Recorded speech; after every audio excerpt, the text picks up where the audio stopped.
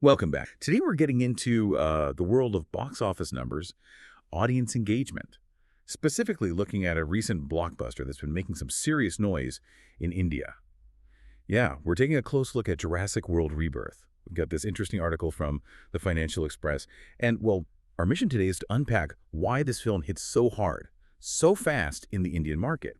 We'll dissect the figures, explore what they tell us about maybe where moviegoing is headed today. So get ready, because we're figuring out how a dinosaur sci-fi action flick managed to cross that 50 crore mark in less than a week over there, giving local films some pretty stiff competition too.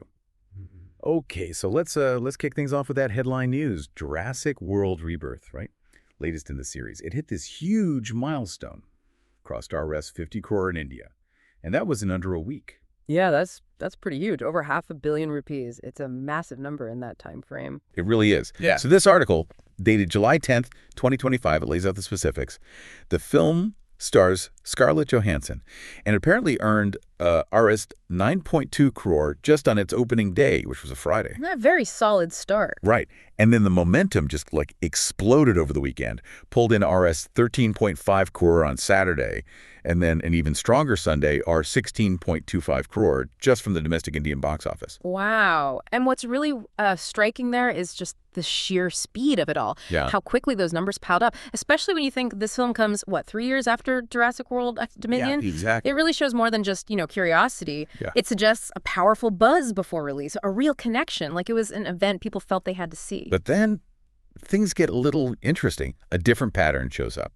Because while the weekend was, clearly a huge success, the weekdays, they turned out to be, the article calls it a difficult maneuver for Jurassic World Rebirth. Mm-hmm. Apparently both it and this other film, Anurag Basu's Metro Indino, they both failed to cross the Rs 5 crore mark on the weekdays. Right, which is a fairly common trend, that weekday dip. True. But I just find it fascinating that even a juggernaut like Jurassic World can hit that wall during the week. Still, though, even with that dip, this dinosaur movie still managed to gross more than double what Metro Indino did. And that's where I think the article really nails it. It explicitly points out that this Rs 50.95 crore haul in under a week is, and I quote, a testament to brand loyalty. Brand loyalty, okay. Yeah, and it's more than just people recognizing the name, right? It's become this cultural touchstone. The whole Jurassic thing taps into that fascination we all have with dinosaurs. It almost makes it an event viewing. Right, people feel they have to go. Exactly. Even people who maybe don't go to the cinema that often. It proves some brands can really cut through normal movie-going habits. And that seems to help, cushion those weekday drops much better than a brand new film could. That makes a lot of sense. So it's not just familiarity. It's like decades of built-in trust and excitement. So how much does that loyalty then maybe affect where people are seeing it? Which leads us to those occupancy rates you mentioned, right, across different cities. Precisely.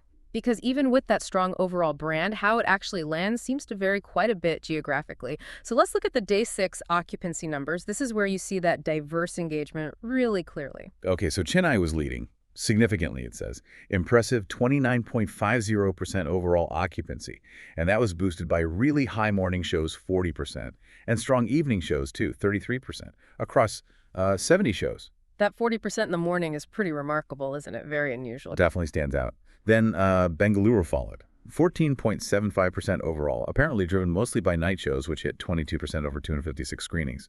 Kolkata also showed, pretty healthy engagement, 14.25%. Peaked in the evening at 27%. Solid numbers there, too. Mumbai was a bit more moderate, 13% overall. Attendance seemed to climb through the day from 7% in the morning up to 18% by night. That was across 240 shows. And then the National Capital Region, NCR, so Delhi and nearby areas, slightly lower, 10.25%. Pretty steady figures throughout the day, though. Chennai's big lead, especially with those morning numbers, is really quite interesting when you think about audience patterns. This kind of variation across big cities, it really suggests different local market dynamics are at play. Like Obin specifically. Well, it could be anything, right? Maybe cultural preferences for seeing films earlier in the day, maybe different work schedules, maybe even the types of cinemas available that appeal more in Chennai. It just highlights that even for a massive global film like this, you really need to understand those regional differences for marketing, for release strategy, everything. Okay, so that's the Indian picture. Let's zoom out a bit. How does this fit into the global performance? The article mentions Jurassic World Rebirth grossed USD 323 million worldwide. A huge global figure. And it also makes a big point about Scarlett Johansson's impact. She says she became the highest-grossing female actor. And even, get this, Scarlett Johansson becomes Hollywood's highest-grossing actor worldwide because of this film's success. Wow, that's a massive claim. And it really speaks to the power of combining star power with a massive franchise, doesn't it? You have Johansson, who is obviously a huge draw on her own, Right. combined with the Jurassic name, which is globally recognized. It's like a multiplier effect. Her presence probably pulls in audiences who aren't even like diehard dinosaur fans. Helps explain both the Indian success and those huge international numbers. So it shows that even in a franchise-driven world, a big star still really matters, especially maybe in reaching diverse markets. Absolutely. That familiar face can be a powerful anchor. Okay, so finally, what about the reception? How did people actually like the film? It's got a 6.2 on IMDb, which is, okay, not amazing, and apparently mixed reactions on social media.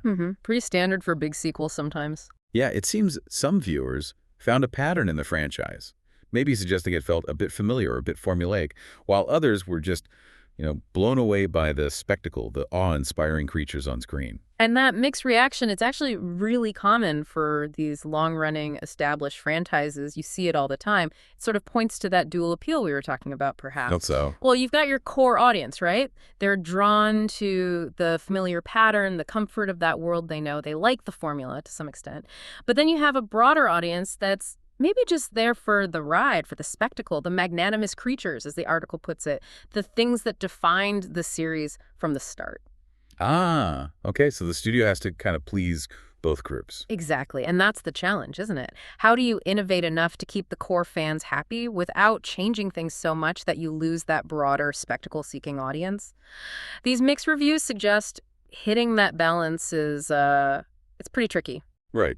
So wrapping things up, we've really dug into the initial splash, Jurassic World, Rebirth, made in India. We've seen that undeniable power of brand loyalty, how crucial those opening weekends are, and also how, engagement isn't uniform. It really varies city by city. Yeah, it really underscores how it's never just one thing, is it? It's this mix of franchise strength, star power, the sheer visual wow factor, and how all that lands differently in different places. So here's something for you to chew on as we finish up. What are those really different occupancy rates across Indian cities like Chennai versus NCR, and the fact that people still flock to see these awe-inspiring creatures even when reviews are mixed? What does that suggest about the future? Does entertainment, even global blockbusters, need to get way more granular, more hyper-local in understanding and targeting audiences in different markets, even within the same country? Just a thought to ponder.